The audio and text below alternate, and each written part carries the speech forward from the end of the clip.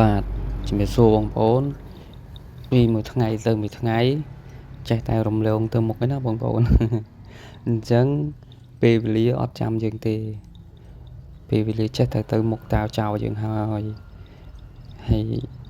បើយើងមិនព្រមចាប់ផ្ដើមនៅថ្ងៃនេះទេ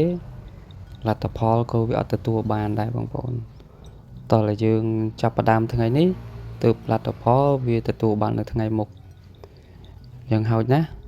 យើងទទួលបានបទពិសោធន៍បងប្អូនអញ្ចឹងបងប្អូនដែលមានក្តីសម័យដាក់គោលដៅថាចង់បានមេគោចិញ្ចឹមអីអាចចាប់ផ្ដើមបានហើយខ្ញុំក៏សូមប្រាប់ដែរបងប្អូនថ្ងៃនេះខ្ញុំមានមេកំមុំមួយដែរសម្រាប់លក់បងប្អូនខ្ញុំរកបានមួយមេកំមុំតម្លៃក៏សមរម្យដែរបងប្អូនចាំមើលក្នុង page ខ្ញុំទៅម៉ោង4មានហើយបងប្អូនអញ្ចឹងចាប់ផ្ដើមបដាទៅបងប្អូនសន្សំណា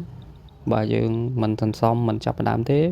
ពេលវេលាវានឹងចាក់ចោលយើងហើយវាអត់ចាំយើងទេបងប្អូនអញ្ចឹងយើងប្រហែលជាមិនអាចចាប់ក្តីសម័យយើងបានទេ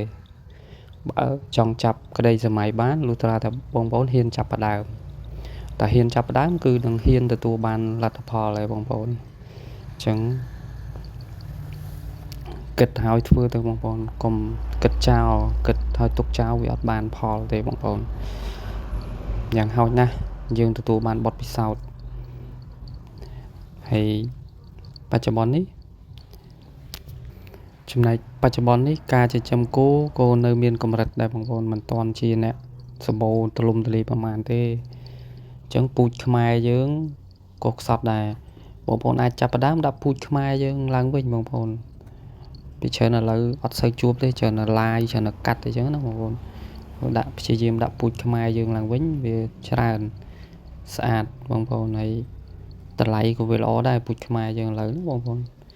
យើងអាចដាក់លាយក៏បានស្រេចចិត្តបងប្អូន